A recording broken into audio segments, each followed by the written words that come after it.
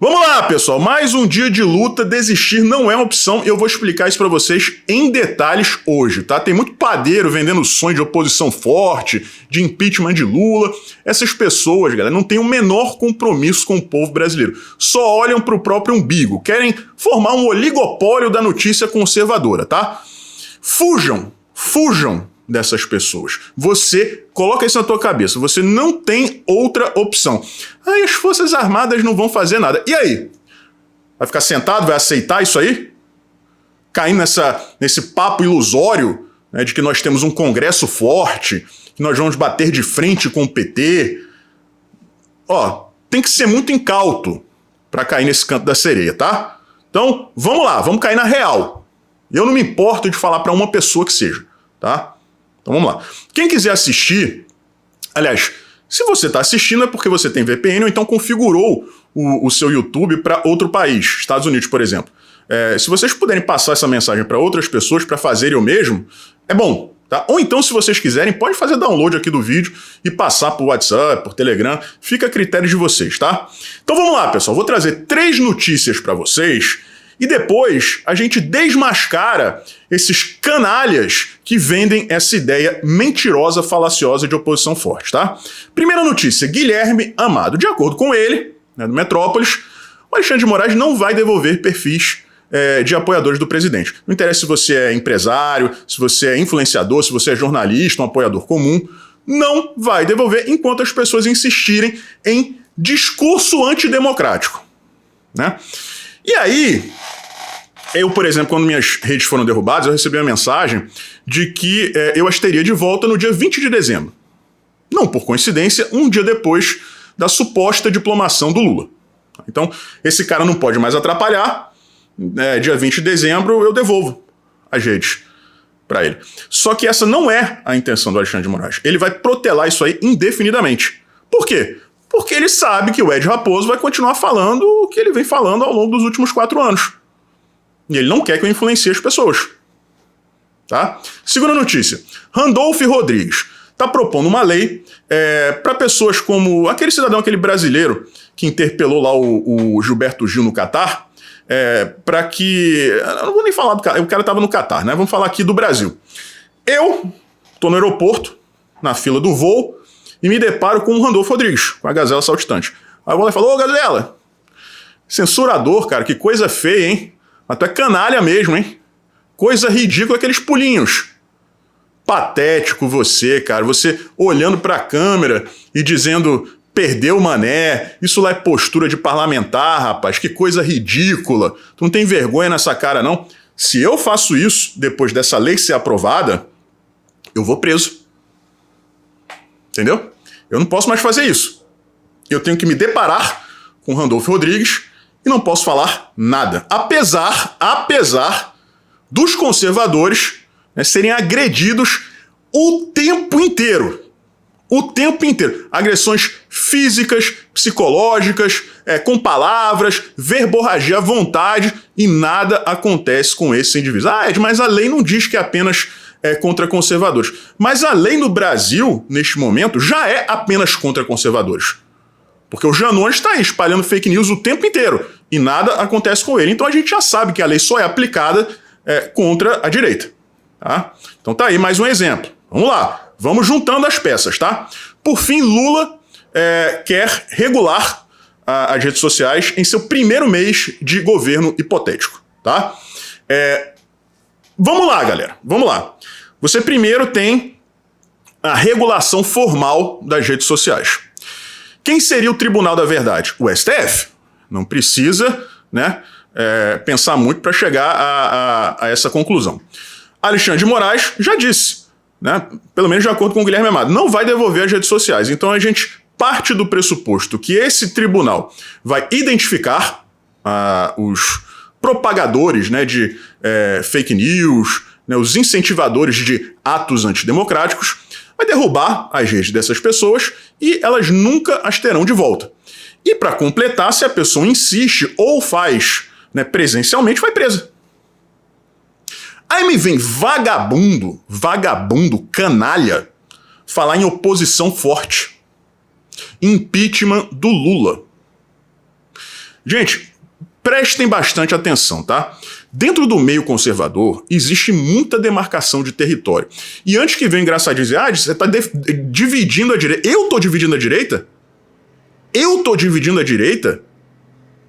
Qualquer pessoa que seja da direita hoje e venda essa ideia, não é direita. Qualquer pessoa que cogite a possibilidade de você ter uma oposição no Brasil, não precisa nem ser forte, uma oposição de direita no Brasil que possa fazer o mínimo. Essa pessoa já dividiu a direita. E a direita está dividindo em que grupos? O grupo das pessoas que sabem, né, que se o ladrão subir a rampa, acabou pra gente, seremos perseguidos, seremos destruídos impiedosamente, e o outro grupo dessas pessoas aí que defendem essa ideia. E como essas pessoas se beneficiariam? Oligopólio. São pessoas que não têm coragem para, por exemplo, criticar a censura. Tu bota o microfone na boca do cara, e aí, cara, o que você acha da censura? E ao invés do sujeito lá esculachar a censura, não, veja bem, e não sei o que, tipo isso, tipo aquilo. Gente que não tem coragem de falar um ai a respeito do STF. Por que agem dessa forma? Porque sabem que assim fazendo, não serão censurados. Vão continuar. E isso, pessoal, quando a censura ataca as pessoas que têm coragem de falar a verdade, o que acontece? Essas pessoas serão todas caladas, em casos mais severos, presas por essa ditadura que já existe no Brasil, mas vai ser formalizada, e aí sobra tudo para esses indivíduos que ficam ensaboando o tempo inteiro. Se forma o quê? Se forma um oligopólio da direita conservadora. Mas formado por quem? Pelas pessoas que nunca tiveram coragem de defender os conservadores. Então que fique muito claro, pessoal. Não caiam nessa ilusão, nesse conto da carochinha. Porque isso não existe. A esquerda se arrepende profundamente na primeira oportunidade que tive. Quer dizer, na primeira oportunidade, né? Vamos lá. Durante os governos do PT, de não terem feito um monte de coisas. Quais seriam essas coisas? Prender, regular as mídias, as redes sociais, algo que não era tão popular na época do Lula, principalmente na época do Lula. Na época da Dilma já era um pouquinho mais forte, mas agora estourou o teto, né? A internet hoje é muito mais forte que a mídia tradicional. Então eles não vão cometer os mesmos erros que cometeram da primeira vez. Não, mas nós temos um Congresso de centro-direita. Esqueçam isso, pessoal. Jogaram dinheiro pra cima, vai todo mundo correr atrás. Vocês não viram o Arthur Lira? O Arthur Lira, até pouco tempo atrás, era esculachado pela esquerda. Ah, não, ele fica engavetando todos os pedidos de impeachment contra o Bolsonaro. E tá aí, já se vendeu. Se o Arthur Lira, que em tese era um apoiador do Bolsonaro, já se vendeu, o presidente da Câmara, em troca de quê? De mais um mandato, como chefe da casa, né? Imagine os outros. Não, mas o PL tem não sei quantos parlamentares. Galera, existe o parlamentar do PL que foi para lá, foi pro partido por causa do Bolsonaro, e existe o parlamentar do PL que já estava lá quando o Bolsonaro chegou. Esses que foram junto com o Bolsonaro são aqueles que continuarão ao lado do presidente. Os outros não estão nem aí.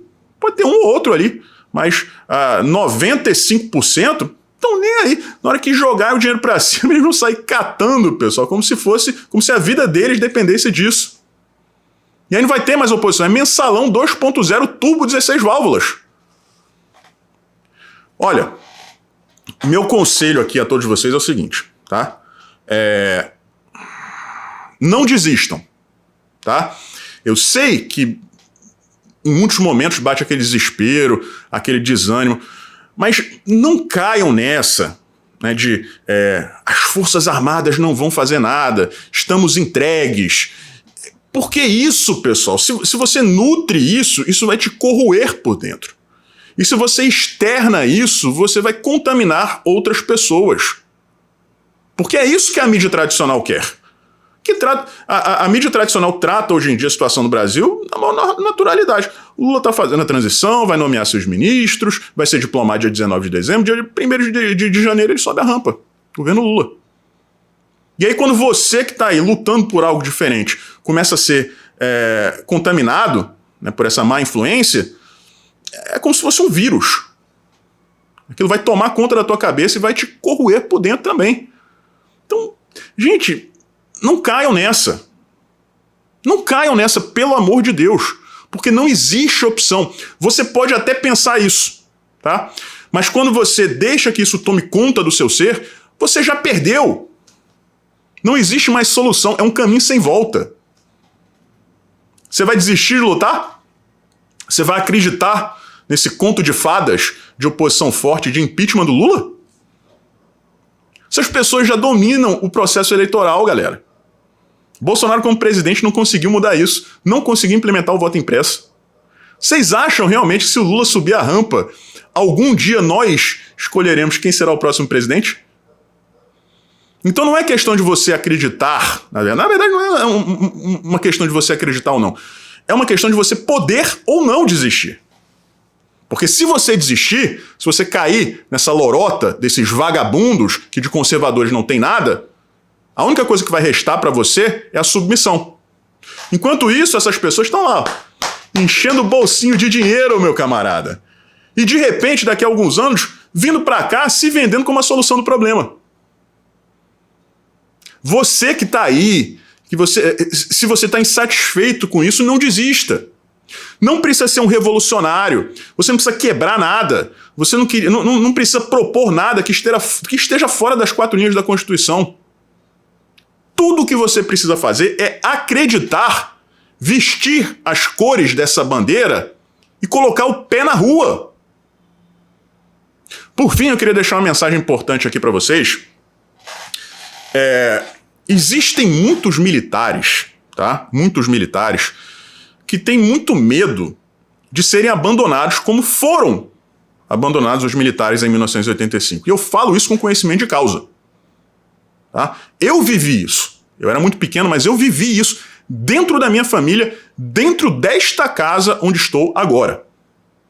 Os militares foram abandonados, sim, depois do fim do regime militar. A diferença, e aqui vai meu recado para os militares de hoje, é que naquela época nós não tínhamos um movimento da direita conservadora. Hoje nós temos um movimento consolidado e consciente acima de tudo. Então vocês, senhores, que estão receosos, não precisam ter esse medo. Nós nunca, em hipótese alguma, abandonaremos as Forças Armadas. A não ser que vocês nos abandonem antes. E aí, também é uma escolha de vocês. Então é isso, pessoal. A partir de hoje, eu vou fazer só um vídeo por dia, porque eu negligenciei vários aspectos da minha vida durante os últimos 2 anos, em especial a minha própria saúde. Tá? Então, eu tenho um monte de coisa para colocar em dia e não dá mais para fazer 2 vídeos diários nesse período. Tá? Um vídeo por dia, de segunda a sexta, enquanto permitirem que eu faça. Tá bom? É isso. Então amanhã a gente volta com um novo vídeo. Um forte abraço, a gente se vê por aí.